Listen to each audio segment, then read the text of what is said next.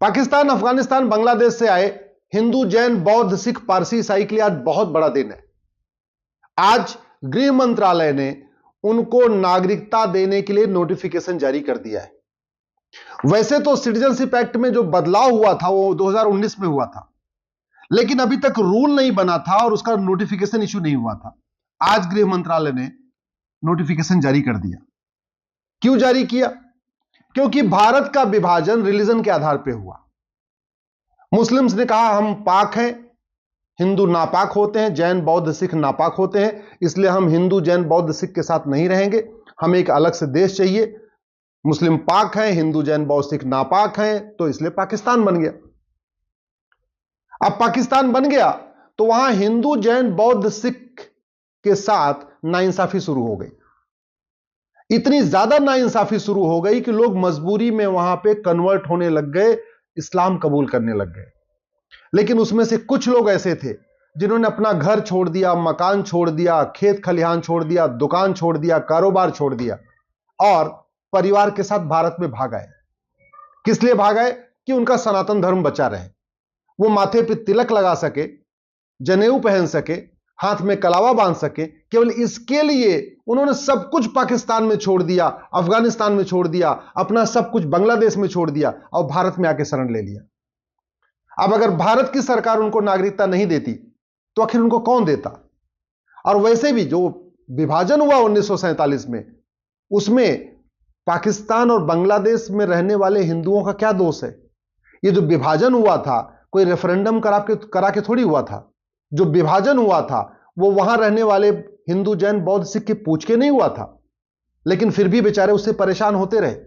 और जब विभाजन भी हुआ तो जो डॉक्टर अंबेडकर चाहते थे, सरदार पटेल चाहते थे कि भाई जब रिलीजन के आधार पर विभाजन हो रहा है तो भारत से सभी मुस्लिम्स को आप पाकिस्तान भेज दीजिए और पाकिस्तान के सभी हिंदू, जैन, बौद्ध, सिख को भारत में ले लीजिए। लेकिन गांधी जी ने इसकी बात नहीं मानी। तो नतीजा यह हुआ कि जो लोग पाकिस्तान चाहते थे, पाकिस्तान बनाना चाहते थे, पाकिस्तान में जाना चाहते थे, उनको भी भारत में रोक दिया गया। और जो लोग पाकिस्तान में हिंदू, जैन रह रहे थे, हिंदू, जैन, बौद्ध, सिख, पारसी, ईसाई, उनको भी भारत आने से रोक दिया गया। न भारत के सारे मुस्लिम्स को पाकिस्तान में जाने दिया, न पाकिस्तान के सारे हिंदुओं को भारत में आने दिया। अब भारत में जो मुस्लिम्स रह रहे थे उनकी संख्या तो दिन दूनी रात चौगुनी बढ़ती गई। जो 4% थे, देखते देखते 5%, 6%, 8%, 10%, 14%, 15% तक आ गए। कई राज्यों में तो 90% भी है, 95% भी हो गए। कश्मीर में 96% है, लक्षद्वीप में 97% है, बंगाल में लगभग 30% हो चुके हैं। तो भारत में जो मुस्लिम बचे उनके साथ कोई भेदभाव नहीं हुआ, वो आराम से बढ़ते गए। ना उनको किसी ने रोजगार में कोई भेदभाव किया, ना व्यापार में कोई भेदभाव किया, ना रहने में कोई भेदभाव किया। अच्छी तरीके से जैसे सब हिंदू, जैन, बौद्ध, सिख यहां पे रह रहे थे वैसे मुस्लिम भी रहते रहे। लेकिन बेचारे जो पाकिस्तान में और बांग्लादेश में हिंदू थे, जैन थे, बौद्ध से, उनके साथ थर्ड क्लास व्यवहार शुरू हो गया। न उनको वहां रोजगार का अधिकार, न बराबरी का अधिकार, न धार्मिक स्वतंत्रता का अधिकार, न राइट टू लाइफ, न राइट टू डिग्निटी, न राइट टू इक्वल अपॉर्चुनिटी। सारे उनके फंडामेंटल राइट खत्म हो गए और धीरे धीरे मजबूरी में वो कन्वर्ट होते गए। उनके पास दो रास्ता था। जो पाकिस्तान, बांग्लादेश, अफगानिस्तान में हिंदू थे उनके पास दो रास्ता था, या तो कन्वर्ट हो जाए या सब कुछ छोड़ के भाग जाए। तो बहुत सारे, अधिकतर तो वहीं कन्वर्ट हो गए। उन्होंने अपना खेत बचाने के लिए, अपना व्यापार बचाने के लिए, अपने घर मकान को बचाने के लिए और जो भेदभाव हो रहा था उससे बचने के लिए वो कन्वर्ट हो गए। उन्होंने अपना खतना कराया, इस्लाम कबूल कर लिया, जो भी तरीका होता है उसको उन्होंने किया। अपना उन्होंने जनेऊ छोड़ दिया, अपना तिलक लगाना छोड़ दिया, घर की मूर्तियों को फेंक दिया और अपना नाम भी बदल लिया, अपनी पहचान भी बदल लिया। उन्होंने हिंदी त्योहार छोड़ दिया, उन्होंने हिंदू व्यवहार छोड़ दिया, उन्होंने हिंदू रीति रिवाज छोड़ दिया, सब कुछ छोड़ दिया, हिंदू पहनावा छोड़ दिया। लेकिन उसमें से कुछ ऐसे थे, उन्होंने कहा नहीं, हमें खेत खलिहान हमारा रहे चाहे न रहे, दुकान मकान रहे चाहे न रहे, घर रहे चाहे न रहे, हम अपना सनातन धर्म नहीं छोड़ेंगे। और उन्होंने अपने बच्चों को लेके, अपने परिवार को लेके भारत में आ गए। लेकिन यहां भी उनको नागरिकता नहीं मिली। नतीजा यह हुआ, ना उनके बच्चे ठीक से पढ़ पा रहे थे, ना उनके बच्चे हायर एजुकेशन ले पा रहे थे, जो बेचारे पाकिस्तान, अफगानिस्तान, बांग्लादेश में सब कुछ छोड़ के आए, यहां आए, उनके साथ भी थर्ड क्लास बिहेवियर हो रहा था, उनको इक्वल अपॉर्चुनिटी नहीं मिली। अब ये जो सीए कानून में बदलाव हुआ 2019 में, और अब जब नोटिफिकेशन आ गया है, इसके जरिए उनको वो सारे अधिकार मिल जाएंगे जो हम भारतीयों को है। अब वो शुद्ध रूप से भारतीय कहलाएंगे। उनको करना क्या है, वो जहां रह रहे हैं अपने जिले में जाके डीएम कलेक्टर के यहां अप्लाई करना है। ऑलरेडी ऑनलाइन पोर्टल भी बन गया है, सब लोग वहां अप्लाई करेंगे। डीएम एक नोडल ऑफिसर की वहां अपॉइंट करेंगे, वहां जाके अपने डॉक्यूमेंट सौंप देंगे, वो कहां से आए हैं अपना सारा डिटेल दे देंगे और उनको सिटीजनशिप मिल जाएगी। अब कुछ लोगों का यह कहना है कि हिंदू, जैन, बौद्ध, सिख को तो नागरिकता दे रहे हैं अफगानिस्तान, पाकिस्तान, बांग्लादेश के, तो वहां के मुस्लिम्स को क्यों नहीं दे रहे? बड़ी सीधी सी बात है, अफगानिस्तान में किसी मुस्लिम्स के साथ भेदभाव नहीं होता। रिलीजन के आधार पे किसी मुस्लिम को टॉर्चर नहीं किया जाता। रिलीजन के आधार पे हिंदू, जैन, बौद्ध, सिख को ही टॉर्चर किया जाता है। पाकिस्तान में रिलीजन के आधार पे वहां के मुस्लिम को टॉर्चर नहीं करते। वहां पे मुस्लिम्स को कन्वर्ट होने के लिए, वो तो ऑलरेडी मुस्लिम को कन्वर्ट क्यों कराएंगे? जो कन्वर्ट कराया जाता है हिंदू, जैन, बौद्ध, सिख, पारसी, ईसाई को कन्वर्ट कराया जाता है। ऐसे बांग्लादेश में भी, और नतीजा भी आप देखिए ना कि अफगानिस्तान में मात्र 20 हिंदू बचे हैं, मात्र 20। अफगानिस्तान का मतलब दुर्योधन का ननिहाल, गंधार, जहां से माता गांधारी आई थी, जहां 1805 में प्रधानमंत्री थे पंडित नंदराम टिक्कू, अफगानिस्तान के बड़े प्रतापी राजा थे। अफगानिस्तान एक हिंदू राष्ट्र था, पूर्णतः हिंदू राष्ट्र। लेकिन नतीजा क्या हुआ, सब कन्वर्ट कराते गए कराते गए कराते गए, अब तो बेचारे 20 बचे हुए।